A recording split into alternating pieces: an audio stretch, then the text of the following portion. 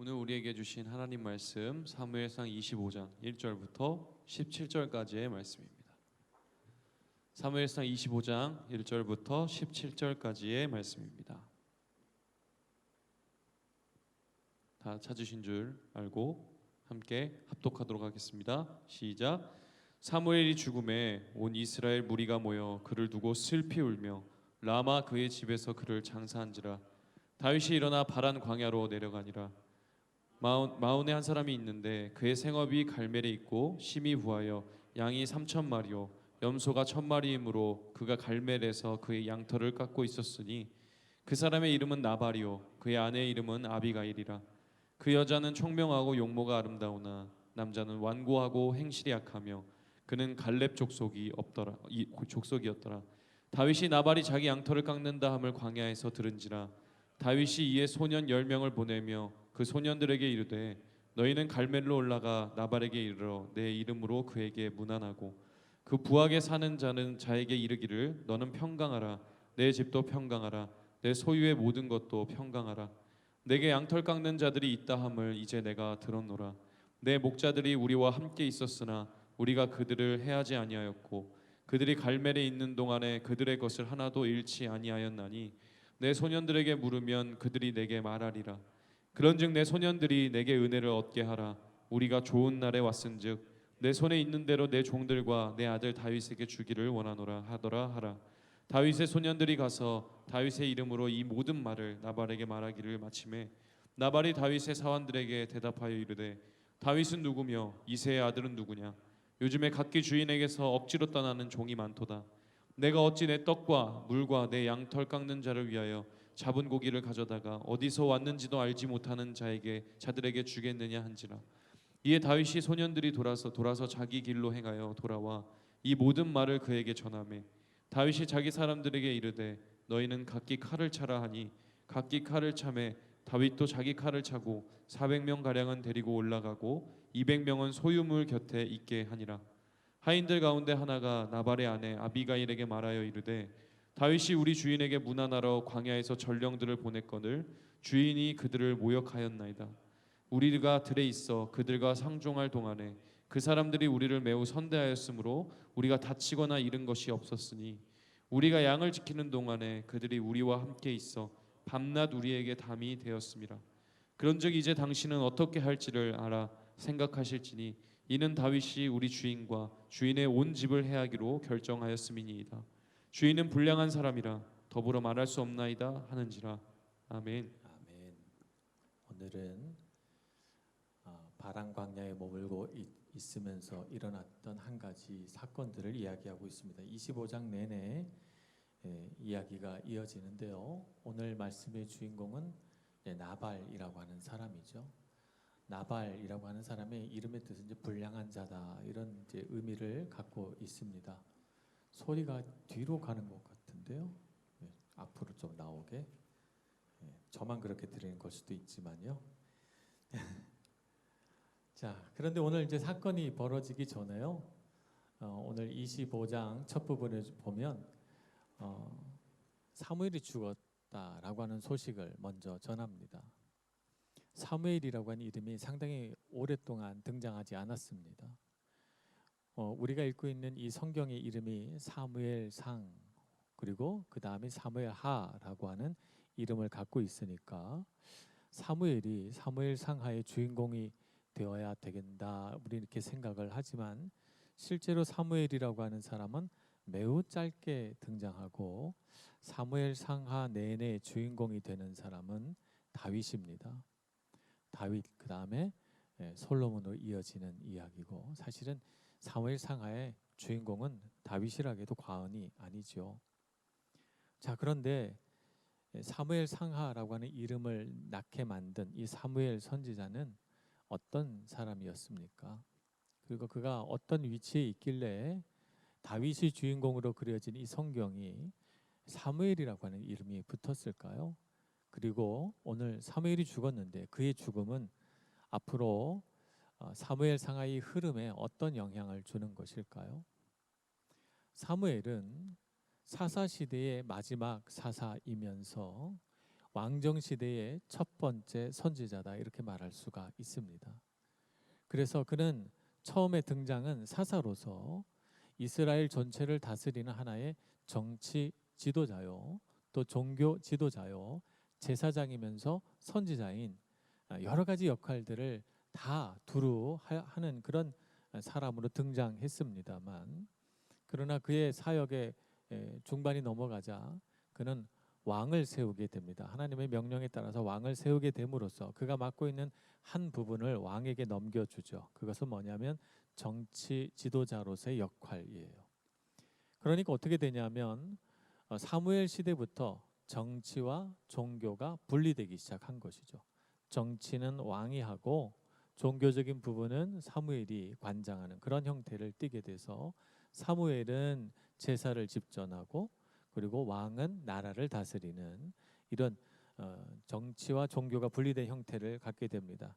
그러니까 사무엘은 사사시대 곧 정치와 종교가 분리되지 않은 시대에서 왕정시대 곧 정치와 종교가 분리되는 시대를 이어주는 다리 역할을 한 사람이다라고 말할 수가 있습니다.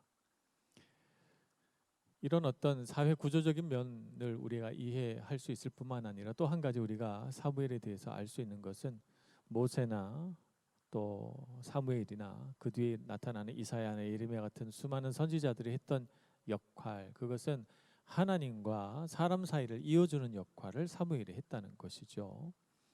그래서 하나님으로부터 말씀을 듣고 백성들에게 와서 전하며 백성들로 하여금 하나님의 뜻대로 살아가게 지도하는 그런 역할들을, 하나님과 하나님의 백성을 이어주는 역할을 했다는 것이죠. 하나님과 이스라엘 백성이라는 공동체뿐만 아니라 하나님과 한 개인도 연결시켜주는 역할을 했습니다. 그래서 하나님께서 왕을 세우라 했을 때 사울을 세워 하나님과 연결시켜 줍니다.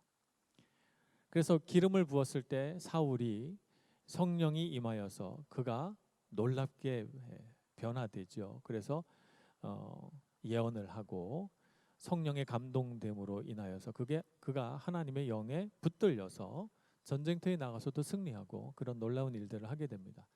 평범한 한 청년이 하나님의 능력에 사로잡힌 위대한 인물이 되는 데 있어서 사무엘이 다리 역할을 했다고 할 것입니다. 다윗도 마찬가지입니다. 만약 사무엘이 하나님의 명령을 받아 다윗에게 기름을 부어 왕으로 세우지 않았다면 시골에서 양치는 이 소년을 누가 주목했겠습니까? 그가 어떻게 정치 무대에 등장할 수 있었겠습니까? 그는 하나님과 다윗을 연결시켜주고 이스라엘 백성들로 하여금 다윗을 주목하여 보게 하는 역할을 했습니다. 그러니까 다리를 놓는 사람이었죠. 우리가 이 세상을 살아가면서 우리의 역할이 어떤 역할일까요? 우리가 할 수만 있다면 하나님과 사람 사이에 다리를 놓아주는 그런 역할들을 해야 됩니다. 그래서 우리가 그런 사명을 가지고 이 세상을 살면서 어려움에 빠진 사람, 세상에서 방황하는 사람을 보면 하나님을 소개해 줄 수 있는, 하나님과 하나님 백성의 다리를 놓아주는 여러분들 되시길 축복합니다. 사무엘이 죽음으로 인해서 다윗에게는 뭐라 그럴까요? 하나의 영적인 보호막이 사라졌다 이렇게 봐도 과언은 아닙니다. 다윗이 지금 위험에 빠져 있고 정치적으로나 사회적으로나 고립돼 있지만 사무엘이 죽음으로 인해서 다윗은 더욱 위험한 지경에 빠지게 된 것입니다. 그래서 그는 사무엘이 죽고 그를 장례 치렀다라는 소식을 듣자마자 바란 광야 더 아래쪽으로 내려갑니다. 네게부 사막에 있다가 더 그 아래쪽 바란 광야로 내려가게 되죠. 그곳에서 한 사람을 만나게 됩니다. 마온이라는 곳인데요. 그곳에서 나발이라고 하는 사람을 만나게 되죠. 나발은 어떤 사람입니까? 큰 부자예요. 그가 얼마나 부자인가 하면 양이 3,000마리, 염소가 1,000마리입니다. 300마리 이 정도만 돼도 굉장히 많은데 3,000마리니까 어마어마하게 많죠. 그래서 그의 양떼 3,000마리를 목자들이 데리고 만약에 풀을 뜯으러 나갔다. 그러면 막 지면에 양떼들이 가득해가지고 와 양들이 엄청 많구나 이렇게 생각이 들 정도예요. 가끔씩 여기 이 탄젠짤에 오베스트를 타고 이렇게 가다 보면 가을이나 봄에 양떼들이 지나가는 걸 보게 됩니다. 그래서 이제 풀밭 같은데 양떼들이 지나가는데 제 생각에 한 100마리 정도 돼 보이는데 엄청 많아요. 느낌에는 굉장히 많아 보이더라고요. 근데 3,000마리 그러면 어마어마하게 많은 거죠. 목자가 양을 몇 마리나 관리할 수 있을지 모르겠습니다만 3,000마리 정도 관리하려면 목자 한 사람 갖고는 안 되겠죠. 목자도 여러 명 있어야 될 거고요. 또 그 양들을 가두는 축사라든가 또 그 양들을 돌보기 위한 여러 가지 시설들을 다 해야 되겠죠. 그래서 나발은 굉장히 부자고 능력 있는 사람이다 이렇게 볼 수가 있습니다. 근데 그의 성품을 이야기할 때는 그가 부자라는 것과 좀 어울리지 않는 성품을 이야기하죠. 완고하고 행실이 악하다 이렇게 평가합니다. 또 다윗에게 말하는 걸 봤을 때는 말도 그렇게 아름다운 말을 하지 않습니다. 말도 좀 거칠고 또 그 하인이 나중에 아비가일에게 와서 이야기할 때 보면 하인이 주인을 어떻게 평가하냐면 오늘 17절 끝에 보면 주인은 불량한 사람이라 더불어 말할 수 없나이다 이렇게 말하니까 하인이 이렇게 그 주인의 아내 안주인에게 말해도 될 정도로 그는 좀 평가가 좋지 못한 사람이었습니다. 자 어쨌든 이 나발이 양털 깎는 날을 맞이했습니다. 그래서 뭐 얼마 만에 한 번씩 양털을 깎는지 모르지만 양털을 깎아주지 않으면 이 양들은 털이 너무 많아져서 움직일 수가 없게 된다 그러죠. 그래서 이제 양털을 한 번씩 깎아주는데 이 깎은 양털을 잘 관리해 가지고 불순물들을 제거하고 꼬아서 만들면 양모가 되는 것이죠. 훌륭한 그 옷감이 되는 것입니다. 양털 깎는 날은 농부가 추수하는 날과 똑같아요. 잔칫날이죠. 그날 음식을 많이 하고 목자들은 신이 나서 양털을 깎게 됩니다. 좋은 날이니까 다윗이 자기 전령들을 보내서 이 좋은 날 우리에게도 잔치 음식을 나눠달라 이렇게 말합니다.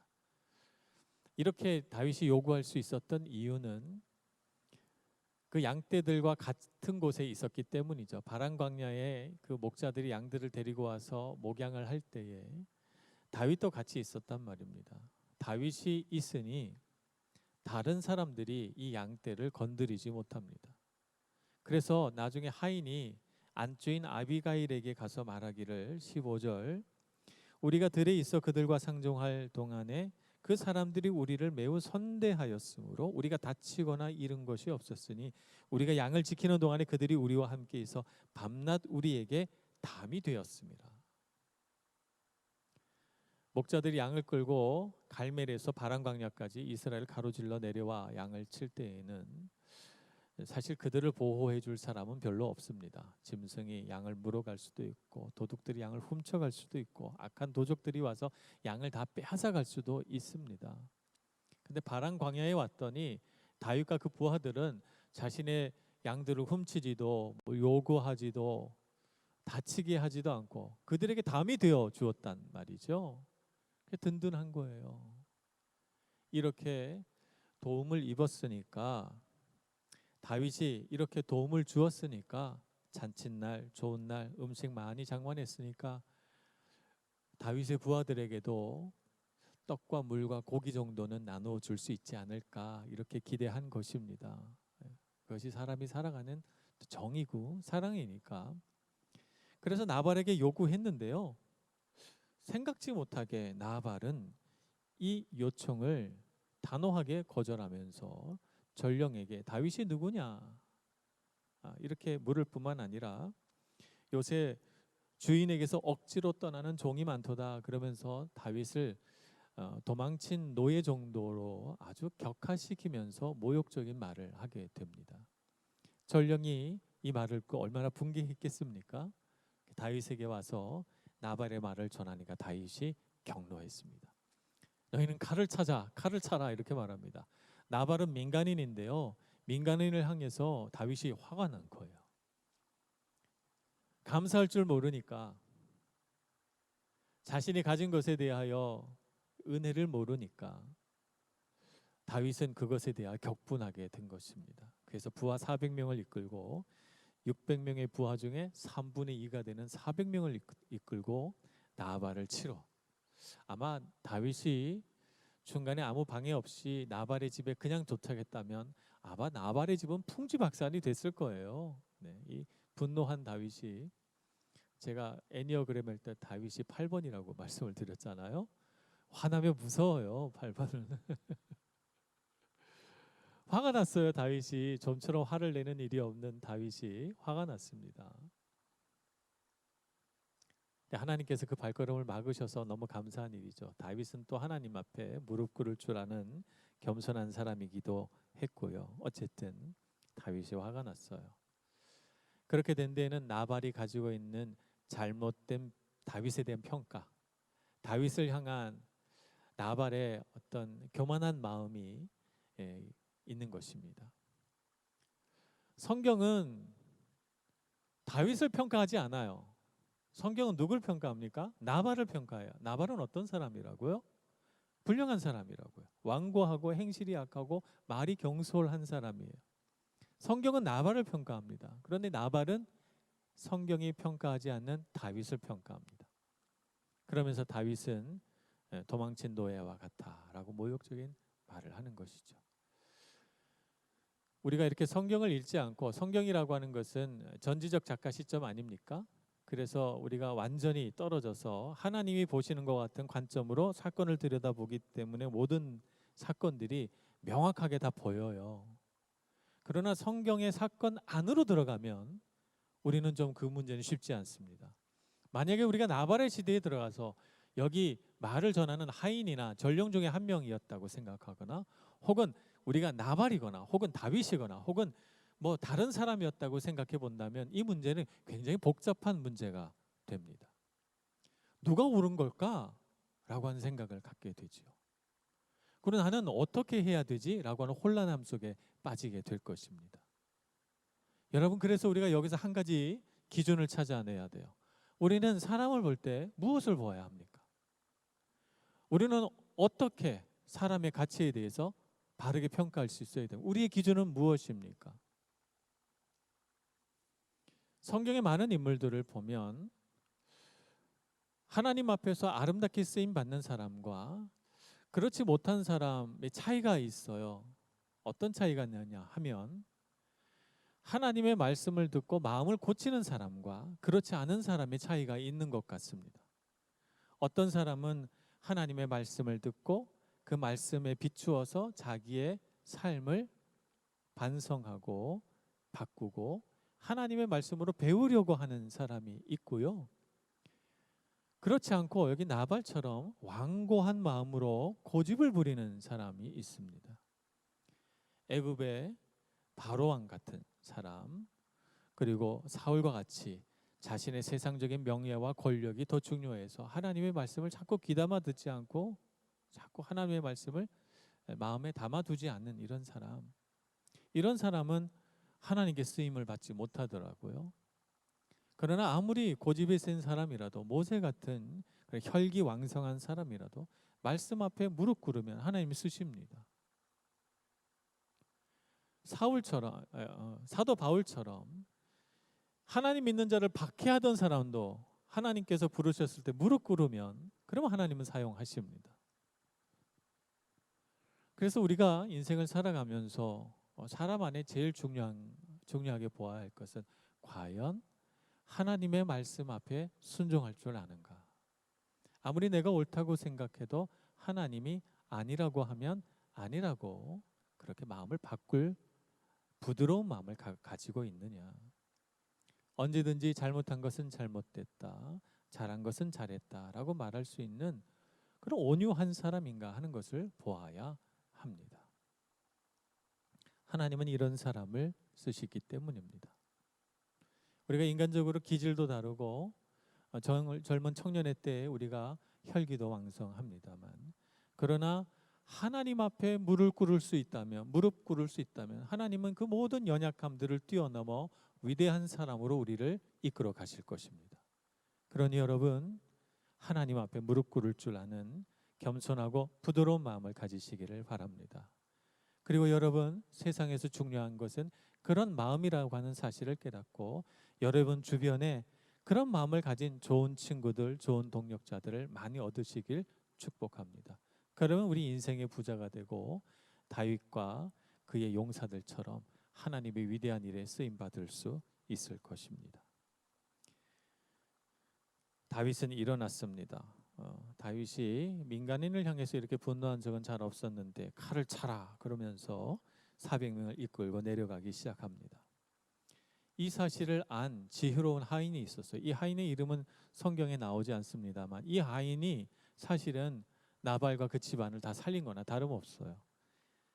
자기 주인에게는 못 가고 나발의 아내 아비가일에게 말하면서 다윗이 우리를 이렇게 선대했는데 우리에게 선을 행했는데 우리 주인 나발이 그를 모욕했습니다. 이제 큰일 났습니다. 다윗이 산에서 내려오기 시작합니다. 급한 거예요, 이 하인은. 그래서 아비가일에게 가서 내가 이걸 주인에게 말 못합니다. 주인은 말이 안 되거든요. 대화가 안 되거든요. 이렇게 말하죠. 완고한 사람이니까 대화가 잘 안 될 것이라는 사실을 우리 충분히 이해할 수 있습니다. 그래서 우리가 온유한 사람이라고 하는 것은 대화가 잘 돼야 돼요. 우리가 대화를 잘 할 수 있는 사람이 되어야 합니다. 대화에 있어서 가장 중요한 것은 공감입니다. 공감. 상대방이 말하는 것을 주의 깊게 듣고 아 그렇구나. 네 마음이 그렇구나. 아 이해가 된다. 이렇게 돼야 됩니다. 이것이 제일 중요해요. 대화에 있어서. 공감이 안 되면 대화가 안 됩니다. 공감할 때 있어서 정말 주의해야 할 점은 상대방이 말하는 것을 주의 깊게 들어야 되고 그 의미를 잘 파악해야 된다는 것이죠. 많은 사람들이 상대방이 말할 때 내가 할 말을 준비해요. 그러다 보니까 상대방이 한 말을 주의 깊게 듣지 못하게 되는 경향이 있습니다. 내가 할 말이 많으면 상대방이 할 말을 잘 듣지 않게 됩니다. 그래서 우리는 말하는 법을 배우기보다 듣는 법을 먼저 배워야 합니다. 상대방이 말하는 것을 주의 깊게 듣고 그 말의 의미와 그 말에 담긴 감정들을 충분히 이해할 수 있는 공감 능력을 가질 때 그럴 때 우리는 성숙한 사람으로 자라날 수 있고 대화가 잘 되는 사람이 될 수 있습니다. 어떤 연구 자료 보니까 대화는 여자들이 잘한대요. 그래서 감정을 나누는 대화까지 여자들은 잘 할 수 있답니다. 그래서 여성들은 모이면 수다 떠는 거 좋아합니다. 그러니까 공감이 잘 되고 하니까 여자들은 대화하면서 막 웃음이 나와요. 남자들끼리 모이면 대화가 잘 안 돼요. 남자들은 대화하지 않고 뭘 해야 되죠? 몸을 부딪혀야 돼요. 축구해야 되고 게임해야 되고 막 이렇겠습니다. 남녀 간에 좀 특성이 있습니다. 우리 남성들은 대화하는 법을 배워야 됩니다. 남자들만 그런 건 아닙니다만 여성들보다 우리가 특징적으로 대화하는데 조금 더 기술이 필요하다는 것이죠. 공감력을 개발하고 대화를 해야 됩니다. 그래서 결론이 뭐야? 이렇게 묻지 마시고 그 아내 마음이 그렇구나. 그런 과정이 있었구나. 힘들었겠다라고 공감해 주면서 대화해야 되는 것이죠. 오늘날 사회는 공감을 잘하는 사람이 리더가 됩니다. 여러분들도 어느 자리에서나 사람의 말을 잘 들어주고 공감해주고 이해해주고 그럼으로써 사람과 사람 사이의 신뢰를 쌓아가시는 여러분들 되시기를 바랍니다. 그렇게 될 때 여러분들은 정말 이 시대의 리더로 자라나게 되실 것입니다. 어딜 가서도 여러분은 사랑받으실 것이고 여러분은 신뢰받을 것입니다. 대화가 잘 되는 사람, 하나님 앞에 부드러운 마음을 가지는 사람. 그래서 여러분들이 앞으로 손에 들고 경영하게 되는 모든 일들 가운데 하나님의 능력이 나타나셔서 정말 다윗처럼 위대한 지도자가 되시길 축복합니다. 기도하겠습니다. 자비하신 하나님 아버지, 우리 마음속에 겸손한 마음 주시기를 소망합니다. 우리 스스로 마음을 높여서 다른 사람들을 깔보거나 무시하지 않게 해주시고 잘못된 기준을 세움으로써 경솔하게 행동하는 일 없게 하여 주옵소서. 오히려 다윗처럼 하나님 앞에 겸손하게 해주시고 다른 사람의 말에 귀 기울일 줄 아는 공감의 능력을 가진 저희들 되게 해주셔서 하나님을 향해서도 사람을 향해서도 마음을 열고 대화할 수 있는 또 들을 수 있는 하나님의 아름다운 사람들 다 되게 하여 주옵소서. 예수님의 이름으로 기도합니다. 아멘.